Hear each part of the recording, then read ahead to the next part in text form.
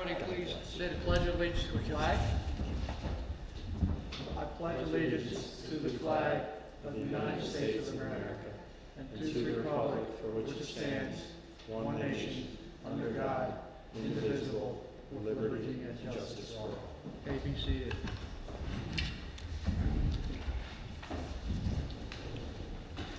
Okay, I need somebody to make a motion to approve the agenda. A motion to approve? Second. All in favor, aye. Aye. Okay, the motion to approve the minutes of the June 20th, 2024 Planning and Zoning Commission meeting. I'll motion to approve. Okay, all in favor, aye.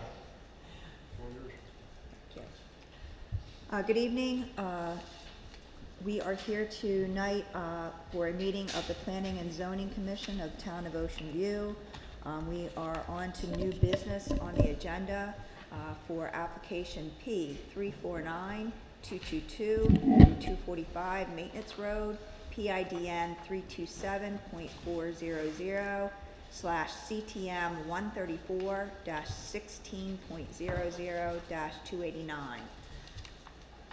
Application P 349, a land site concept plan associated with the proposed construction of a wireless communication facility, specifically a 180-foot monopole communications tower with an overall height of 185 feet, including attachments.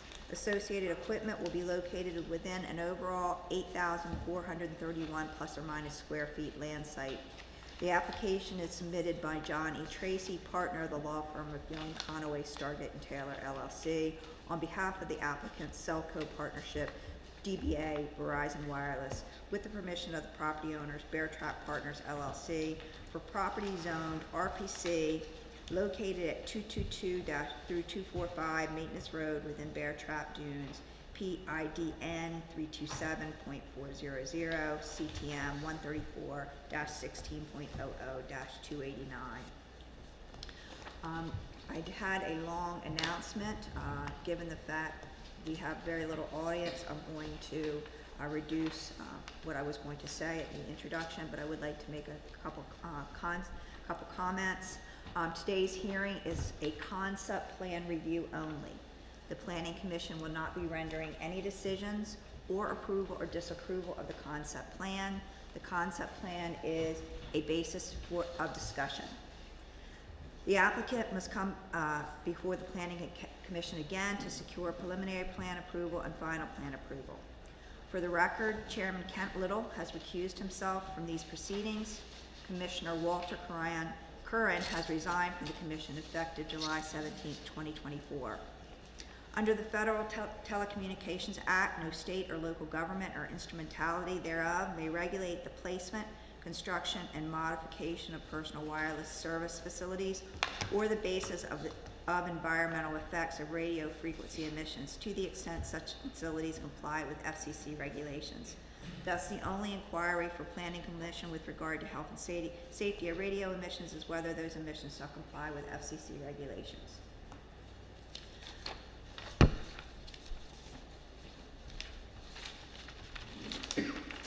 At this time, I'd like to swear in the town clerk, the town engineer, and the town planner. So I ask that you all put up your right hands, and each of you, do you swear to tell the whole truth and nothing but the truth in these proceedings today? I do. I do. All right. For the record, everyone answered, I do. Okay. And Madam Clerk, has public notice of the meeting been in accordance with Rule 3 of the rule, been given in accordance with Rule 3 of the Rules of the Planning and Zoning Commission? Yes. And has the Commission received written comments on the application? No. We note for the record so there have been no submitted applications in connection with, okay. So we note for the record that there are no written comments as part of these proceedings. At this time, I will turn this over to the town engineer, the town planner, whoever wants to make their presentation. Thank you. Thank you, Veronica. We have had the opportunity to review the concept plan. We have the following comments. And this is the town engineer, Jim Lower, for the record. Thank you. The plan shall include details for the required security fence as determined by the Board of Adjustment. I'd like to add for the record that as per the motion to approve the variances previously, that fence height has been determined to be 8 feet tall with barbed wire atop that. The plan shall include the lighting requirements for the facility as per the Federal Aviation Administration regulations, provide detail for the lighting proposed for the facility, including how it will be oriented to ensure compliance with section 140, 131F7. Again, I'd like to add for the record that the testimony was made at the variance hearing earlier that there is no lighting required per the FAA, so we will not be expecting any lighting on the tower as per FAA requirements. And we would like additional detail added to the plan for exactly where the maintenance light will be located and how it will be oriented. The plan shall include details for the anti-climbing devices to be installed in the facility in accordance with section 140, 131, F13A. Once again, in accordance with testimony that was made at the variance hearing, the anti-climbing devices are the fence and the barbed wire, and that essentially the lack of any ability to reach a piece of equipment on the tower up to a height of 10 feet. So there really aren't anti-climbing devices to be shown. I would like additional notes added to the plan essentially addressing it. Okay? A report from a structural engineer showing the tower antenna capacity by type and number, and a certification that the tower is designed to withstand winds in accordance with all the applicable national building standards for such facilities and structures was submitted in conjunction with the application. The town engineer has concluded that the tower meets all the structural building requirements and the TIA 222H standard, and that the wind speed of 124 miles per hour is the proper wind speed per the ASCE 7 hazard tool. Merely a comment. All applicable outside agency approvals shall be required prior to final plan approval and recordation, and all easements necessary for access and utilities shall be recorded and referenced on the plan prior to final recordation. That's all. Does the town planner have any comments? Do not, okay. At this time, we invite the applicant to the podium.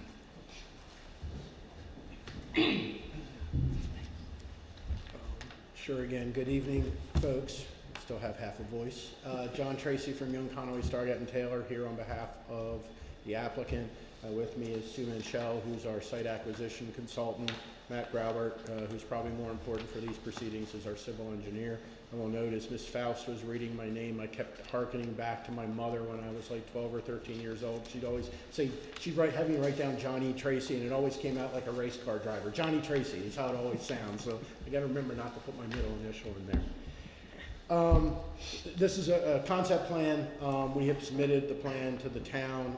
It's here on the side. I assume you all have received it as well.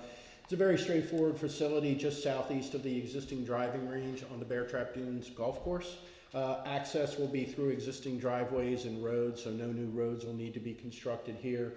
We are fully compliant with the town's requirements as far as landscaping, parking, security, as you heard from the Board of Adjustment, as well as the anti-climbing features, which, as the town engineer noted, is really just the inability to get anywhere without equipment until you're 10 feet up on the tower itself, in addition to, of course, the lock gate and the barbed wire fencing. The lighting, so you're aware, as you heard Mr. Lober indicate, there is no lighting required by the FAA here, so this thing will not be lit at night. What I had told the Board of Adjustment, by comparison, if you look at any towers in Sussex County in their code has a requirement that the towers have to be lit every 50 feet. So that's why when you're in Sussex County, you see the lights on the towers there. It's not necessarily an FAA requirement. It's a requirement of the county code. That doesn't exist here in the town of Ocean View. In addition, as Mr. Grauer testified at the Board of Adjustment, we have one security light that's, in fact, Matt, if you can switch to the next drawing. There's an equipment shed, cabinets inside of the fence area, which you can see there. They're documented by the 3 squares that you see. There's a propane tank at the top, which powers the backup generator, which again comes on only if that is needed. Other than I think once a month they run a test to make sure it's working, but that's it. The light, you see those 3 squares, there's actually a steel top to those. There's an ice bridge, I think is what they call it, to help prevent stuff from getting in there. The light is mounted under that ice bridge and it faces down towards the cabinets. It's controlled by a timer, so it's not on at night unless for some reason maintenance has to occur at night. Otherwise, it's off. And if somebody forgets to turn it off when they leave, the timer will expire and it will go off at that point. But again, it's directed down and it's under that roof, for lack of a better word, that covers those cabinets. These things are very low traffic generators. They only require, once they're constructed, a visit from a maintenance tech about every 4 to 6 weeks. They'll come in on a standard van or pickup truck, run diagnostics on it, perform any upgrades, uploads, and then depart. And that happens on a schedule that's about every 4 to 6 weeks. I think that's all I have. Be happy to talk more if you would like me to, or certainly Matt's happy to answer any questions. I just have one question, but the swing gates that are in the drawing and all, will they be manual or automatic? Matt, do you want to answer that? They'll be manual. Manual, and how will they be secured? In other words, key access or card access? There'll be a lock. Lock, so same way with, Key lock, and then the state fire marshal will require a Knox box. so it's not gonna be card access or anything, it's gonna be lock and key. Correct. And then obviously you answered the question about the power failure, I was worried about that, and it's gonna take over with a generator as opposed to battery powered.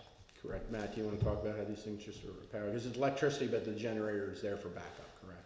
Correct. The cabinets themselves, or the facility will run off a standard electrical service. It's a 200 amp service similar to your home.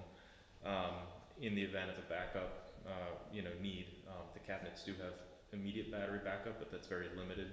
And then the generator is used in the event of a long-term power outage. And did I understand you about there won't be a red light on top of the tower? Correct. That's correct. Okay. Correct. It's not required to be lit by FAA requirements. That's what generates that red light on top All typically. right, thank you very much, that's all I have. Yes? Just mainly out of curiosity, I'm just, what went into like the selection of this site to put the tower? I mean, what? In general, how it works is there's a deficiency in service that's been identified, and we talked about in front of the Board of Adjustment. I shouldn't have dismissed my RF engineer, so now you gotta take my word for it or watch his testimony. There's two issues here. It's both coverage and capacity. So it's not just the coverage of can you get a signal, it's the capacity of how much signal there is. There's been a problem in Ocean View for over a decade. I know that because I've been people have come to me for sites in the town for 10 years or more. This location obviously worked because there's an identified search ring that gets created that kind of puts a circle around the core of the problem where a tower could fit within that property in order to provide the signal. This was within that search ring. Then we have to find a willing landlord. Obviously we're not going to go knock on single family homes because they don't have enough room, so we have to necessarily find properties that are big enough to accommodate. In 10 years, this is the one that agreed that they could host the facility, and they obviously wanted the facility in a way that didn't interfere with the existing golf course operations there. So it's located actually in between the town maintenance building and the golf course maintenance shed. So it starts with an envelope of here's the core of the problem, we need to find a property in here to host the tower. Then it goes to finding a landlord who's willing to host a tower.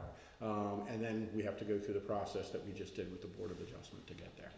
And then for, a tower with the height and so forth, is that tower in that location, with that height, is that able to impact service, say, around here? Where we are right now? Yes, the service spots, and again, we did this as part of the Board of Adjustment, so again, I do apologize. I'll drag my RF engineer down here so he can answer the questions. Again, although the reports were submitted, yes, it goes across Atlantic Avenue onto the other side from the golf course. And part of it is, if you look at that report, you see not only where there's the Holman coverage, and there's a dramatic difference when it goes from yellow to green with the installation of the tower. You see how far that green coverage is, which is good in building and in vehicle coverage. But then secondarily, there's also plots showing how the current towers surrounding the town are working, because you're getting your coverage right now, with the exception of that small cell right there on Atlantic Avenue, from remote locations. So as the signal travels over distance, it starts to degrade, it starts to compete with the other signals, and you end up dropping calls because the two towers are fighting with each other as to which one's going to host the call. And you walk around the house, it can drop off of one tower and go to the next, and you may lose the call. So yes, the tower not only fills the gap, but it extends it out in all directions. But the main thing is what that I see what you said is that it will impact coverage on the north side of 26, Route 26. Yes, it does go over the north side of It's got that much 26. room to Yeah.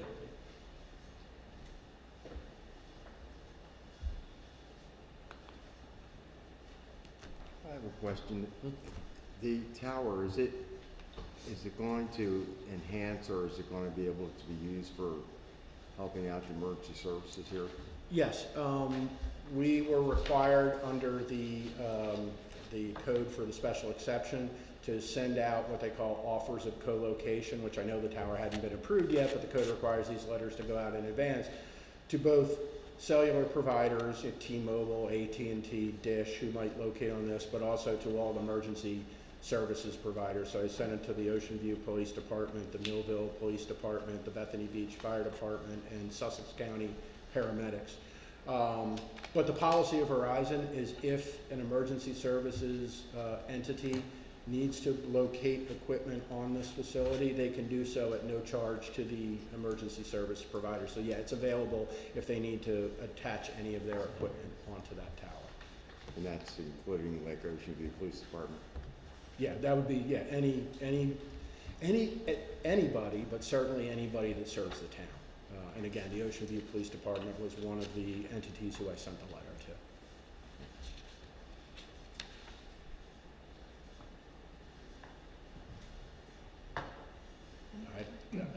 I'm about out of gas unless you got anything for me. Okay.